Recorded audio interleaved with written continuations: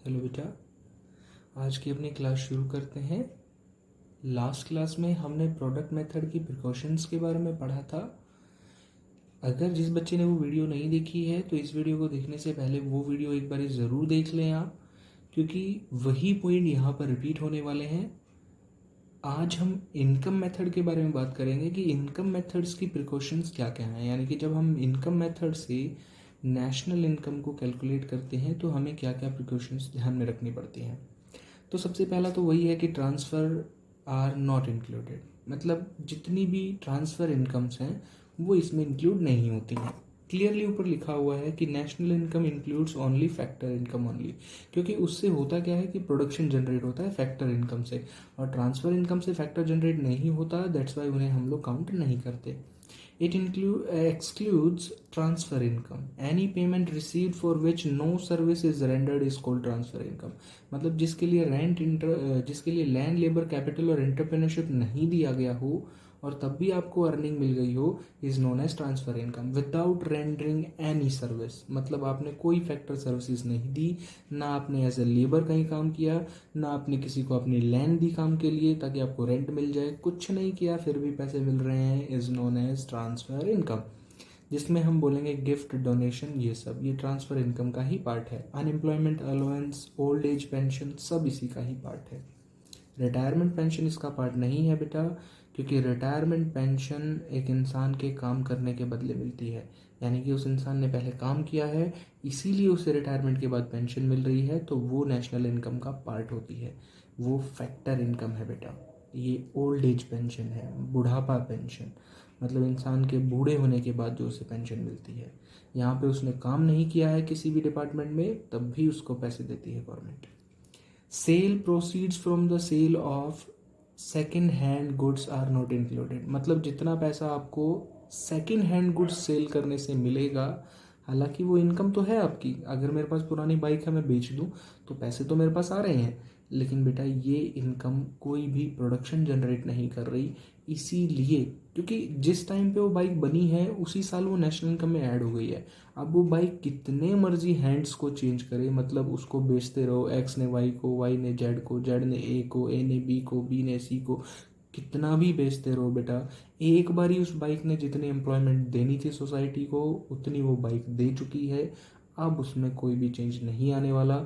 इसीलिए second hand goods पे जो सेल करोगे आप, चाहे वो ओल्ड बिल्डिंग हो, मशीन हो, कार हो, उनकी वैल्यू नेशनल इनकम में ऐड नहीं होती। लेकिन बेटा अगर इसके सेल परचेज में, जैसे मान लीजिए बिल्डर बिल्डिंग सेल करवा रहा है, तो बिल्डर अपना कमीशन लेगा, और वो कमीशन तब ले पा रहा है बेटा जब वो एज ए लेबर काम कर रहा है, वो उसका वर्क है, तो उसको मिलने वाला जो कमीशन है या ब्रोकरेज जो उसे मिलता है is part of national income, मतलब वो आपके जीडीपी या नेशनल इनकम में काउंट होगा। आई होप कि आपको ये चीज़ समझ में आ गई होगी। लास्ट वीडियो में भी ये चीज़ मैंने आपको बताई थी बेटा। यही चीज़ शेयर्स पे भी एप्लीकेबल होती है बेटा, आगे इसको आप पढ़ लेना, सारी चीज़ें इसमें यही दे रखी हैं। चलिए आगे बढ़ते हैं। ये देखिए, income from sale of shares, bonds and debentures.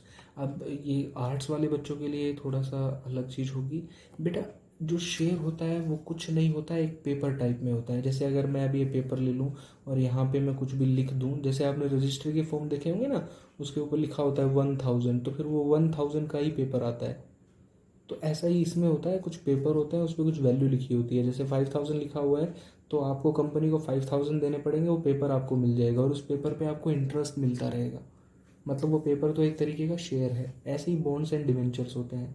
अब अगर मैंने जियो कंपनी के शेयर्स खरीद लिए, मतलब 5 लाख रुपए मैंने जियो कंपनी में लगा दिए, अब उन शेयर्स को मैं सपोज कीजिए मैं एक्स हूँ, तो मैंने किसी और को दे दिया वाई को और कहा कि भाई अभी प्रॉफिट जियो कंपनी से मैं ले रहा था, कल को आप ले लेना। उसने किसी और को दे दिए, अब जियो कंपनी उसे प्रॉफिट देगी। मतलब एक बार ही जियो कंपनी के पास पैसे गए, बार बार तो नहीं जा रहे ना, एक ही शेयर बार बार रोटेट हो रहा है। इसका मतलब जो भी sale and purchase of share से आएगा वो भी सेकंड हैंड गुड्स की तरह ही है, उसको नेशनल इनकम में ऐड नहीं करेंगे। लेकिन इसके सेल परचेज में अगर किसी ने एज ए ब्रोकर काम किया है तो उसका कमीशन इसमें ऐड होगा। मैं आपको एक बार डिटेल में थोड़ा सा बता दूं बेटा कि शेयर्स क्या होते हैं, for just for art students. अगर आप बात करें शेयर्स की, बेटा देखो ऐसा होता है, कंपनी ना कुछ छोटे छोटे पेपर इशू करती है, पेपर पे एक वैल्यू लिखी होती है। सपोज मैंने मान लिया 1000 रुपये। आज तो ये सब डिजिटल होता है, समझाने के लिए मैं इस एग्जांपल को ले रहा हूँ। सपोज ये एक शेयर हो गया, कंपनी ऐसे बहुत सारे टुकड़े बनाएगी बेटा, 1000 1000 के। वो मूवी देखी है ना एक में, जिसमें वो शादी करने के लिए और वो कार्ड बेच देता है और कहता है मेरी शादी में आना और 100 रुपये मुझे देते जाना, अक्षय कुमार की। तो कुछ कुछ वैसा ही है ये, 1000 1000 रुपये के ये शेयर्स होते हैं। कंपनी कहती है आप ये 1000 रुपये का ये पेपर ले लीजिए मुझसे और 1000 रुपये मुझे दे दीजिए। बाद में जैसे ही कंपनी को प्रॉफिट होगा हम उस प्रॉफिट में आपको पे करेंगे। मतलब ये पेपर जिसके पास जितने ज़्यादा होंगे कंपनी में से प्रॉफिट उसको ज़्यादा मिलेगा। इसको बोलते हैं शेयर्स। अब मान लो मैंने ये 2 पेपर खरीदे, मैं मिस्टर एक्स हूँ और मैंने ये 2 पेपर खरीदे कंपनी से। पेपर नंबर 1 है ये और ये 2 है। बाद में क्योंकि मुझे पैसे की ज़रूरत थी, मैंने ये दोनों पेपर, अभी तो मुझे प्रॉफिट देगी, मान लो जियो कंपनी में खरीदे हैं तो जियो कंपनी 2000 के हिसाब से मुझे प्रॉफिट देगी। लेकिन बाद में मुझे लगा कि यार ये मैं नहीं रखना अपने पास, मैंने वाई को बेच दिए दोनों पेपर। तो वाई के पास अब 2 पेपर हो गए, वाई से मैंने 2000 ले लिए। बाद में जब ये वाई के पास चले गए तो अब जियो कंपनी वाई को पैसे देगी। फिर वाई ने बेच दिए जेड को, तो अब जियो कंपनी जेड को पैसे देगी। मतलब हर साल प्रॉफिट के हिस्से देगी। शेयर्स आपको ओनर बनाते हैं बेटा किसी भी कंपनी में। जितने ज़्यादा शेयर खरीदोगे उतना ज़्यादा ओनर बन जाओगे आप कंपनी का। अब देखो ये शेयर का पैसा एक बार कंपनी के पास गया, बाद में तो ये पर्सन इसको, ये उसको, वो उसको। तो अगर ऐसे बेचते चले जाएंगे तो कोई प्रोडक्शन थोड़ी हो रहा है, इससे जियो कंपनी के ऊपर कोई असर नहीं पड़ रहा। तो प्रोडक्शन नहीं हो रहा, दैट्स वाई ये ऐड नहीं होगा। लेकिन अगर इसको सेल कराने में, एक्स वाई को सेल कराने में अगर पी पर्सन हेल्प कर रहा है और अपना कमीशन ले रहा है तो भाई ये इसकी जॉब है। और जॉब है तो इसने इनकम जनरेट की है, प्रोडक्शन से सर्विसेज दे रहा है, तो इसका कमीशन ऐड होगा। आई होप कि आपको ये चीज़ समझ में आ गई होगी। चलिए आगे बढ़ते हैं।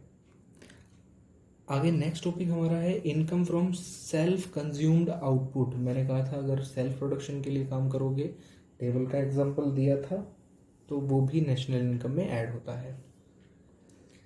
आगे बढ़ते हैं। Imputed rent of self occupied house, अपना खुद का ही रेंट है, हाउस है जिसमें आप रह रहे हो, लेकिन उसका रेंट फिर भी नेशनल इनकम में काउंट होगा। मैंने कहा था बेटा खुद के घर में रह रहे हो उसका रेंट भी काउंट होगा, क्योंकि रेंट बनता है उसका। अगर खुद नहीं रहते तो किसी को देते, और देते तो रेंट मिलता, तो रेंट काउंट होगा। पिछली वीडियो में भी इसको डिटेल में मैंने आपको बताया हुआ है। चलिए आगे बढ़ते हैं। चलिए नेक्स्ट में कह रहा है कि free services provided by the owner of the production. मैंने कहा था खुद के स्कूल में पढ़ाऊँगा, ठीक है, तो उस टाइम पे खुद को सैलरी तो नहीं दूंगा, लेकिन सैलरी बनती है, काउंट होगी। ऐसे ही बहुत सारे एग्जांपल हैं। जैसे अगर मैं अपनी बिल्डिंग में बिजनेस खोल के बैठा हुआ हूँ तो मैं अपने आप को रेंट तो नहीं दूंगा, लेकिन रेंट बनता है, नेशनल इनकम में ऐड होगा। तो वो सारे एग्जांपल यहाँ उसने बताया हुआ है। कह रहा अपनी सेविंग को बिजनेस में लगा दिया तो उस पर इंटरेस्ट बनता है, क्योंकि बैंक से इंटरेस्ट आपको मिलता, आपने सेक्रीफाइस किया है। Windfall gains are not included. आप केबीसी खेलने गए, आप पैसा जीत गए, आपने लॉटरी लगाई, हॉर्स रेस पे लगाया या क्रिकेट मैच पे सट्टा लगा दिया, आपको पैसे मिल गए, तो अर्निंग तो है लेकिन कोई प्रोडक्शन नहीं हुआ, ये विंडफॉल है, अचानक से हो रही हैं, तो ये भी ऐड नहीं होगा। कॉरपोरेट टैक्स और इनकम टैक्स। कॉरपोरेट मैंने बताया था बेटा प्रॉफिट पे लगता है, तो प्रॉफिट तो ऑलरेडी इंक्लूड होता ही है नेशनल इनकम में। इनकम मेथड में आपने देखा है नीचे प्रॉफिट ऐड होता है ऑपरेटिंग सरप्लस में, तो प्रॉफिट तो ऑलरेडी पार्ट है, तो अलग से कॉरपोरेट टैक्स को नेशनल इनकम में ऐड नहीं किया जाता, नहीं तो डबल काउंटिंग हो जाएगी। इनडायरेक्ट टैक्सेस, अगर आप नेशनल इनकम को, यानी कि अगर आप NNP MP निकाल रहे हो, ये भी नेशनल इनकम है, तो इंक्लूडेड होंगे इनडायरेक्ट टैक्सेस, क्योंकि मार्केट प्राइस में टैक्सेस इंक्लूडेड होते हैं।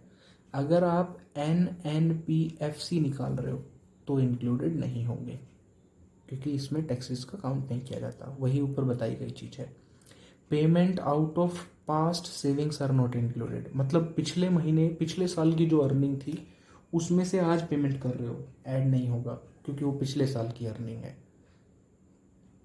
करंट का देखना होता है कि इस साल कितना क्या किया है आपने, तो वही चीज़ें काउंट होंगी जो इस साल के हिसाब से हुई है। पास्ट सेविंग्स इसमें ऐड नहीं होती, क्योंकि वो जिस साल में अर्न की थी आपने उस साल में ऑलरेडी नेशनल इनकम में वो चीज़ ऐड हो गई है। सो आज के लिए हमारा इतना ही टॉपिक है। एक टॉपिक और बचा हुआ है जिसमें हम लोग प्रिकॉशंस पढ़ने वाले हैं एक्सपेंडिचर मेथड की।